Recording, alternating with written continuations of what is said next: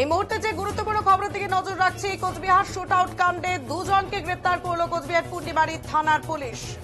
Cooch Behar shoot out কাণ্ডে দুজনকে গ্রেপ্তার করল কোচবিহার পুন্ডিবাড়ি থানার পুলিশ। শুক্রবার সাংবাদিকদের মুখোমুখি হয়ে কথা জানালেন কোচবিহার জেলা পুলিশ সুপার দ্যুতিমান ভট্টাচার্য। তিনি জানান, ধৃত দুজনের মধ্যে একজনের নাম দীপঙ্কর রায়, আর একজনের নাম উত্তম গুপ্ত।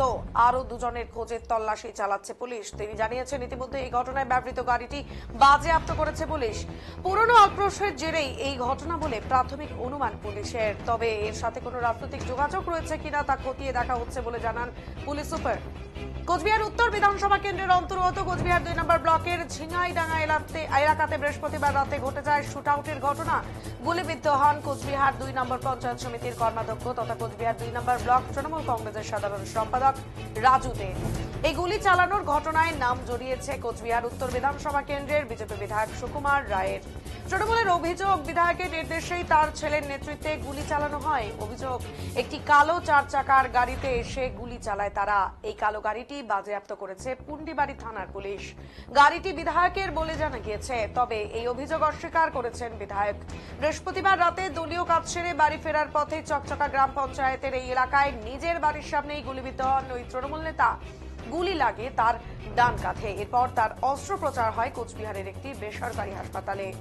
এখানে আশঙ্কাজনক অবস্থায় চিকিৎসাধীন রয়েছেন তিনি। জানা যায়, একদল দুষ্কৃতী 4 চাকার কালো গাড়িতে চেপে এসে তার বাড়ির সামনেই তার উপর গুলি চালায়। ইতিমধ্যে ঘটনার তদন্ত শুরু করেছে কোচবিহার পুন্ডিবাড়ি থানার পুলিশ। ইতিমধ্যে গাড়িটিকে সিজ করে সেটি এই ঘটনায় ব্যবহার হয়েছে কিনা সেই সমস্ত তদন্ত চালাচ্ছে পুলিশ। শুক্রবার কোচবিহার শহরের বেসরকারি হাসপাতালের বেডে শুয়ে চিকিৎসাধীন তৃণমূল নেতা রাজু দে তিনি জানান, এই গুলির ঘটনায় যে গাড়িটি ব্যবহার হয়েছে তা কোচবিহার উত্তর বিধানসভা কেন্দ্রের বিজেপি বিধায়ক সুকুমার রায়ের। এর আগে ওই গাড়ি নিয়েই ওই চকচকা গ্রাম পঞ্চায়েত এলাকায় জনসংযোগে এসেছিলেন তিনি এবং এখানেই গ্রামবাসীদের ক্ষোভের মুখে পড়তে হয় তাকে।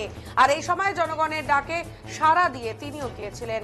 মাসখানেক আগের এই বিষয়টি মাথায় রেখেই প্রতিহিংসা পরায়ণ হয়ে এভাবে তার উপর গুলি ছোড়া হয়েছে বলে এদিন দাবি করেছেন তিনি বলেন, একজন বিদায়ী এবং একজন ছেলে এ ধরনের ঘটনা কি করে ঘটালো, কিভাবে তারা যুক্ত, তা অত্যন্ত লজ্জার।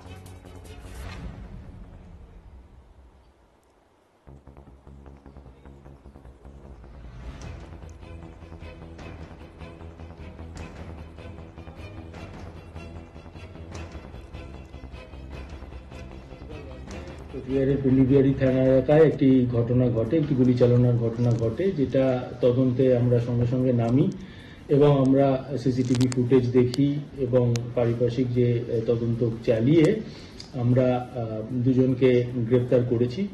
আমরা একটি কমপ্লেন্টও পেয়েছি যেখানে 4 জনের নাম রয়েছে, তার মধ্যে 2 জন আমরা অলরেডি গ্রেপ্তার করেছি, বাকি 2 জনের খোঁজ চলছে।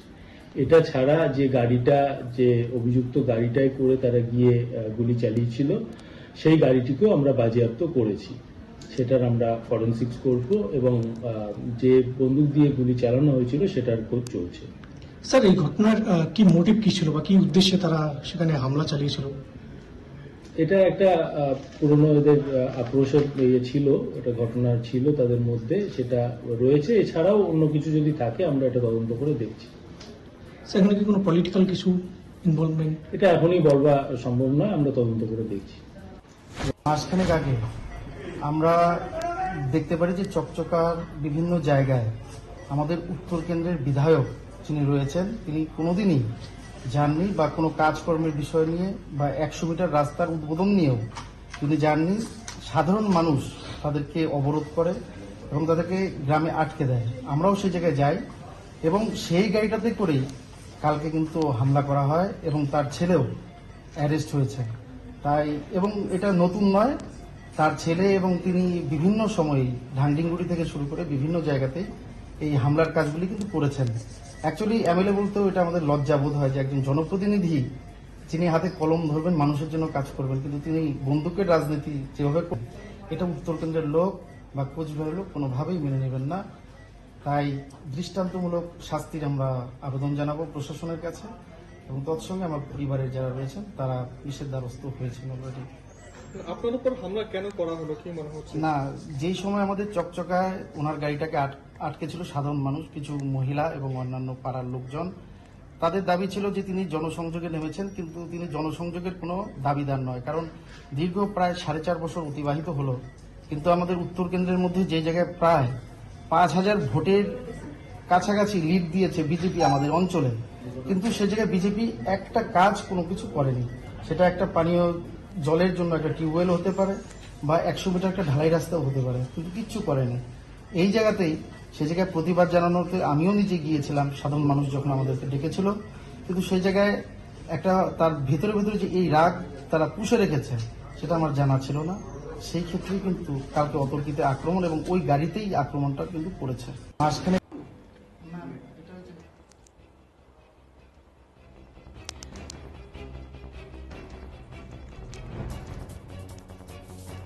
এই প্রসঙ্গে তৃণমূল কংগ্রেসের কোচবিহার জেলা সভাপতি অভিজিৎ দেব ভৌমিক বলেন, পুলিশের তদন্ত সঠিক পথে এগোচ্ছে। যে গাড়িতে চেপে 1 মাস আগে জনসংযোগ করতে বেরিয়েছিলেন এই কোচবিহার উত্তর কেন্দ্রের বিজেপির বিধায়ক, বৃহস্পতিবার রাতে সেই গাড়িতে চেপে সেই গুলি চালাবেন বিধায়ক পুত্র সহ দুষ্কৃতীরা চালাইছেন।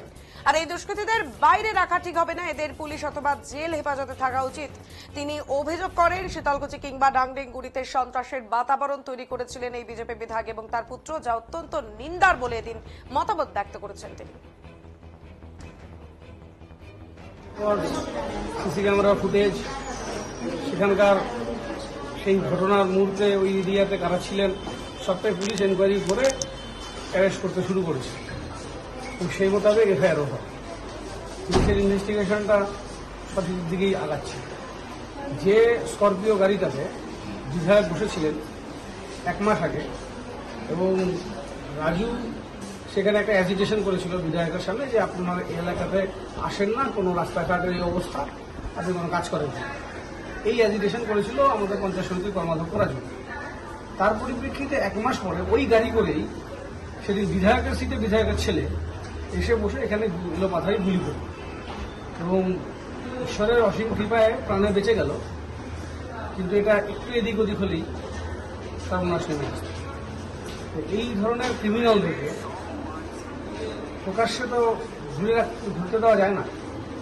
এটা কাস্টোডিয়াল ট্রায়াল হোক এবং সমস্ত সাক্ষীদের হলে এরা টেম্পার করুক একটা সময় যদি জামিন হয়ে আসে। কাজেই আমরা চাইছি এদের একটা কাস্টোডি, তারপরে যাতে মানুষের কাছে একটা দৃষ্টান্তমূলক বার্তা যায়। একজন এমএলএ জনপ্রতিনিধি সে এইসব করে বেড়াচ্ছে, আগে করতাম না, সবাই জানতাম, আগে এই সমস্ত করতে ব্যাংক ডাকাতি কেসেরও ও আসামি, সাহেবগঞ্জের ব্যাংক লুটেরও বিরুদ্ধে কেস আছে। পিতাপুত্র মিলে এর আগে শীতলকুচিতে বোমা বিস্ফোরণ করেছে এবং পুলিশকে মেরেছে, পুলিশের থানা ঢিল মেরেছে, এসব করেছে, পুলিশের মাথা ফেটেছে। কিছুদিন আগে ঢাংনিংগুড়ি অঞ্চলে সেখানে পার্টি অফিসে হামলা করলো, সেখানে এই নারায়ণ ভাইকে আঘাত করলো, মারলো। আজকে আবার এরকম ঘটনা।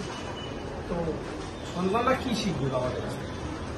এটা তো আশা করা যায় না জনপ্রতিনিধির কাছে। তো মানে গাড়ি তো যে গাড়ি